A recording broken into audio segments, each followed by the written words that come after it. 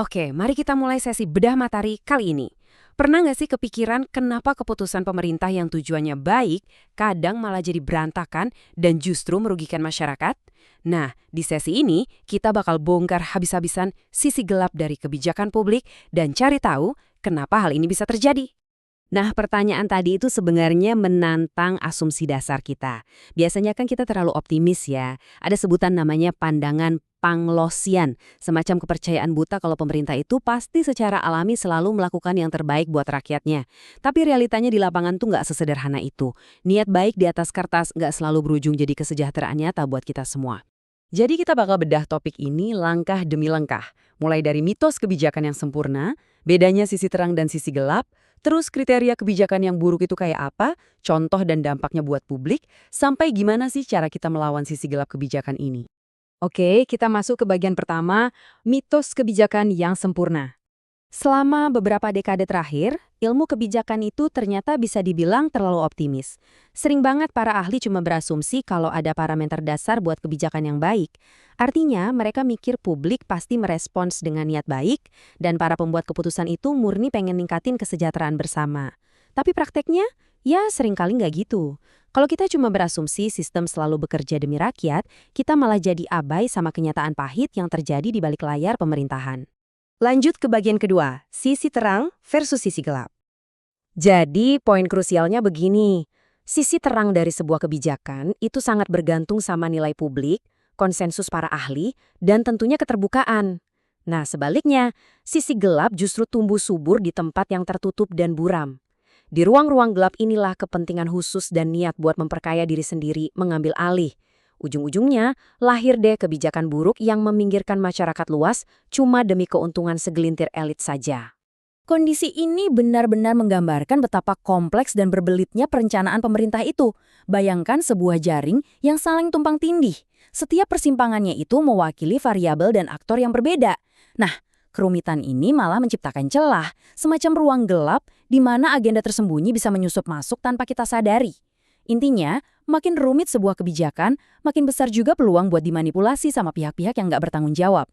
Di sini, kita perlu banget mendefinisikan apa itu niat buruk atau malignity dalam konteks kebijakan. Kondisi ini terjadi ketika landasan etis dari sebuah kebijakan yang baik itu benar-benar ditinggalkan. Jadi, mesin pemerintahan itu nggak lagi dipakai buat melayani rakyat, tapi malah dibajak buat tujuan yang jahat dan murni cuma melayani kepentingan pribadi. Benar-benar merugikan kan? Sekarang kita masuk ke bagian ketiga, kriteria kebijakan yang buruk.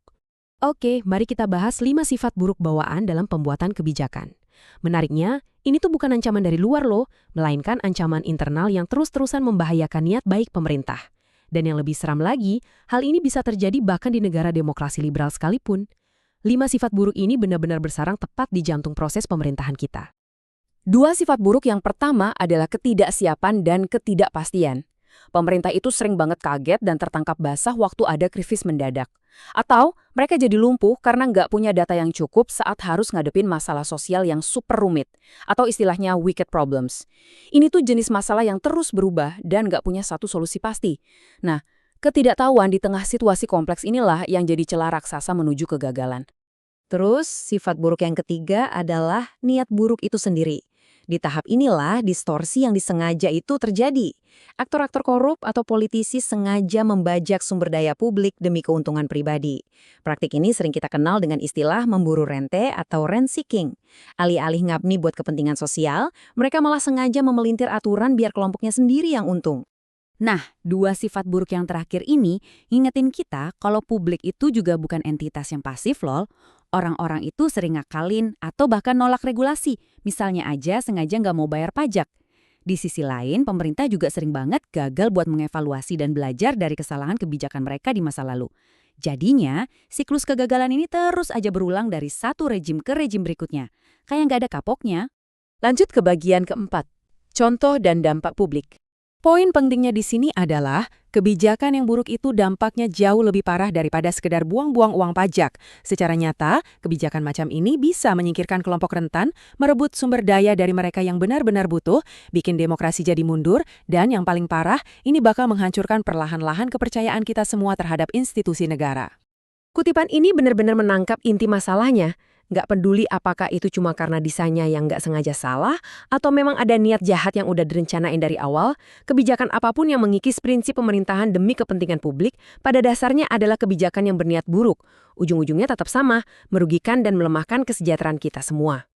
Dan yang menarik, sisi gelap ini ternyata nggak cuma datang dari elit di atas sana. Kadang, ini juga datang dari bawah loh, dari masyarakat yang nggak patuh. Saat warga negara secara aktif memanipulasi sistem, menyembunyikan informasi, atau ngakalin pajak, itu ngebuktiin kalau manipulasi kebijakan itu sebenarnya jalan dua arah. Keegoisan dari masyarakat ini pada akhirnya bikin disfungsi kebijakan jadi makin parah. Terakhir, bagian kelima, melawan sisi gelap kebijakan. Oke, buat melawan 5 sifat buruk tadi, pemerintah itu butuh banget kerangka solusi yang kuat.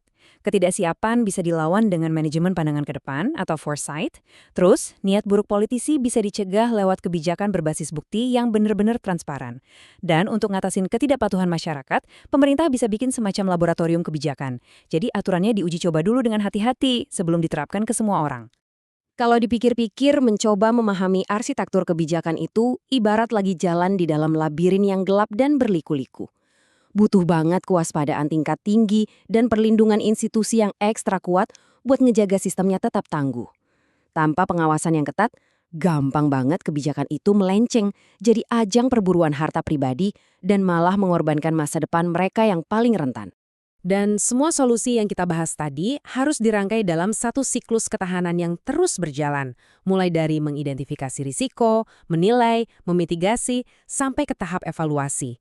Kalau siklus ini sampai berhenti berputar, kelemahan-kelemahan bawaan tadi bakal nyusup masuk lagi dan memicu kegagalan sistemik, yang dampaknya tentu saja langsung berasa ke kualitas hidup kita sehari-hari. Sebagai penutup, saya mau ngajak Anda merenungkan satu hal nih. Kebijakan publik yang baik itu nggak akan pernah turun begitu saja dari langit. Pertanyaannya, sejauh mana sih kita siap buat terus menuntut transparansi dan akuntabilitas demi ngebentuk aturan-aturan yang pada akhirnya mengatur hidup kita sendiri? Terima kasih sudah bergabung di sesi bedah materi kali ini, dan sampai jumpa!